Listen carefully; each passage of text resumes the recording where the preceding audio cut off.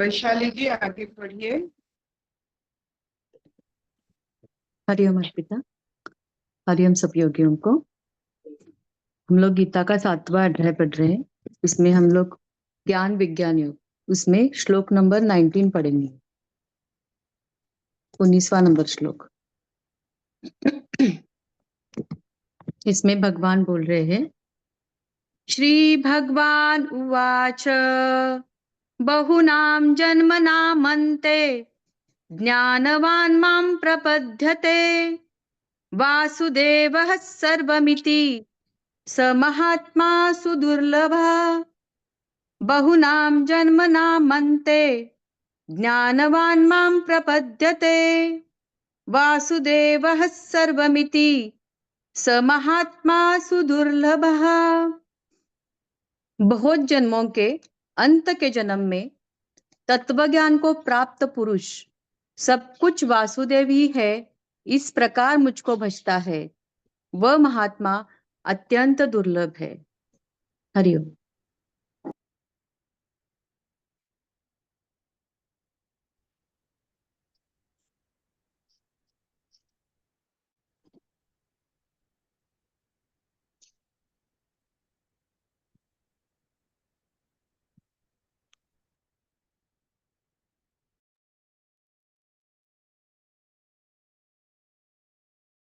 जिन जन्म में, जिस जन्म में आप चेतना महसूस कर सकते हो। चेतना होता है क्या? चेतना आपको दृष्टा बनाता है, ऊपर डाल की पंछी बनाता है। अगर आप ऊपर डाल की पंछी हो और आप एक दृष्टा बन सकते हो, तो आपका चेतना जागृत है। ऐसी स्थिति में जो देखते हैं ये घटित घटनाएं जो सिर्फ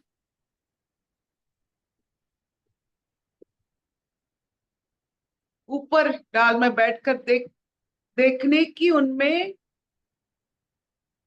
जागृता है, वो उससे लिप्त नहीं हो रहे हैं, वो देख रहे हैं।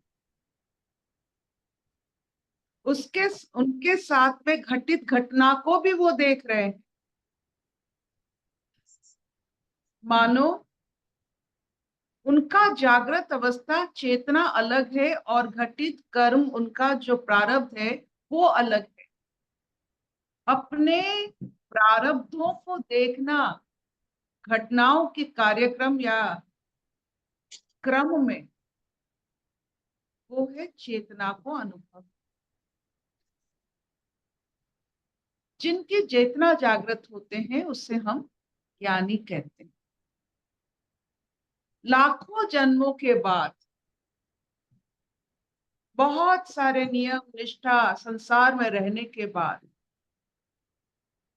एक ही शब्द में, एक ही भाव में जब आप आ जाते हैं, वो है वासुदेव कृष्ण। हमारी जो इस्कॉन है, जो कृष्ण कॉन्शियसनेस को एक तरीका और सिखाते हैं, ये अद्भुत घटना है। एक ही समय में हमारा देश स्वाधीन हुआ, एक ही समय में इस्कॉन का उत्पत्ति। एक प्रभुपाद थे, एक महात्मा गांधी थे, जिन्होंने देश को स्वाधीनता दी, वो मारे गए। जो वासुदेव को अपना संसार का चेतना बनाने के लिए, स्पंदन बनाने के लिए अपना जीवन, अपना गृहस्थ सब कुछ त्याग कर दिए, वो आज तक उस स्पंदन के कारण जीवित। उनके नाम से कोई तर्क वितर्क नहीं होता है, लेकिन हमारे बापू महात्मा गांधी के नाम में तर्क वितर्क होने लग रहा है। इसका मतलब क्या है? सबसे ऊंची चेतना पर जो काम करते हैं वो वितर्क से परे होते हैं, तर्क से परे होते हैं। एक ही समय की ये बात, दो बड़े बड़े चेतनापूर्ण मनुष्य, ये जो वासुदेव की शब्द है वो एक सरल और बहुत ही आपको उसमें खो देने वाला, आप उसमें रम जाएंगे ऐसा शब्द है वासुदेव कृष्ण। खाली कृष्ण और वासुदेव में बहुत फर्क है।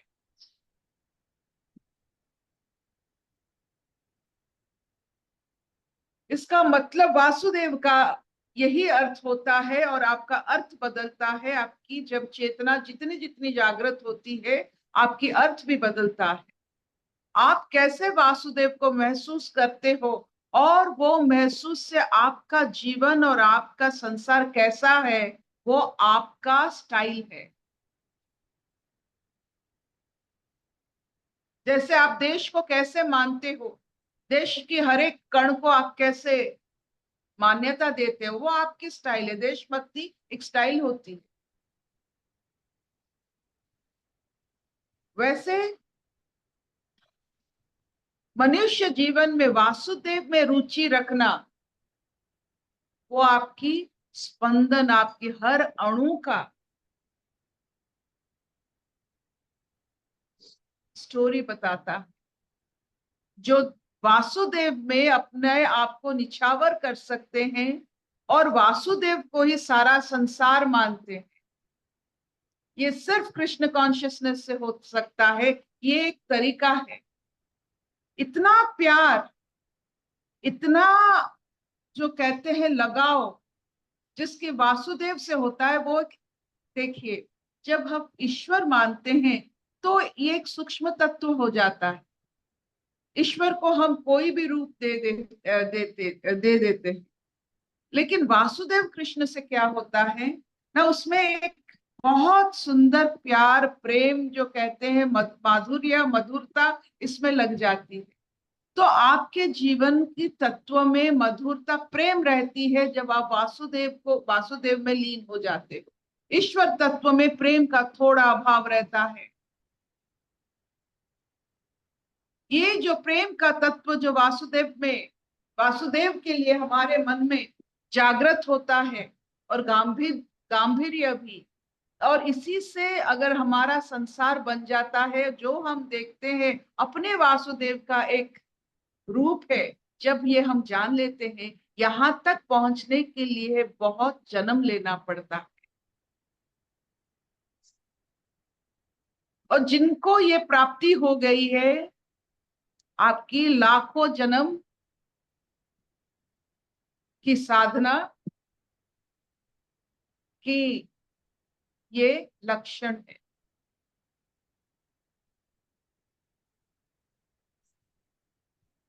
ये आदत नहीं होता है वासुदेव में रुचि रखना और वासुदेव को ही संसार का नियम मान लेना, और उनके बारे में ये सब पढ़ पढ़ के होता है। और वो तर्क वितर्क से नहीं होता है, बड़े प्यार से होता है।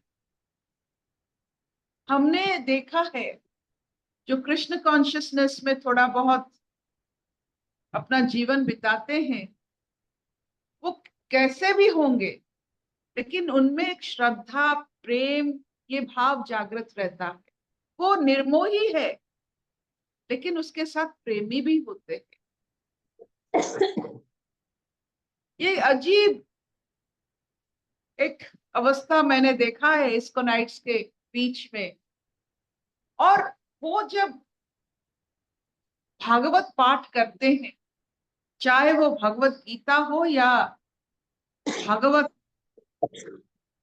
कि सिखाने की शैली बहुत प्रेमपूर्ण होता है।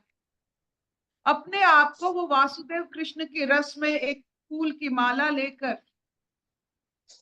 अपने आप को एक माला में वो देखेंगे जो प्रवचन देते हैं कृष्ण के बारे में, वासुदेव के बारे में, वो माला पहनते हैं जिसमें बहुत खुशबू आती है।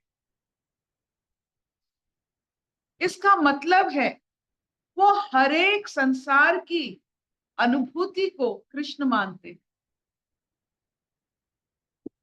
वासुदेव मानते हैं। यहां तक पहुंचना बहुत जन्म लगता है। तो इसीलिए कृष्ण कहते हैं, भगवान कहते हैं कि जो वासुदेव में लीन हो जाते हैं उनके लिए जीवन मानो एक फ्री राइड, कोई उसमें बोझ नहीं होता है, हल्का। सिर्फ आपके स्पंदन और ब्रह्मांड के स्पंदन एक है। हम लोग जो अपनी अज्ञान के कारण ब्रह्मांड से अलग होते हैं और इसी के कारण अपना स्पंदन को अलग कर लेते हैं, तो छोटापन महसूस होता है। ये छोटेपन के कारण पग पग में हमें ऐसे कर्म मिलता है जिसमें हमारा ये छोटापन निकल जाए। प्रेम और मधुरता की ये संसार में, इस ब्रह्मांड में, ये छोटापन ही हमारा अज्ञान के कारण एक बेड़ी है, अंधकार है।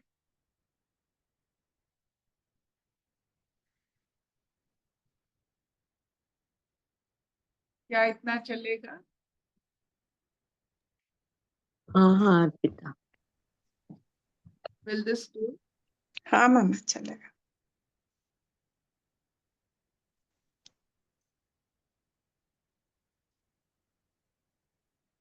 अशतो मा सद्गमय तमसो मा ज्योतिर्गमय मृत्युर्मा अमृतंगमय। सुखिनः सन्तु सर्वे सन्तु निरामया सर्वे भद्राणि पश्यन्तु मा कश्चित् दुःखभाग् भवेत्। ॐ शान्तिः शान्तिः शान्तिः।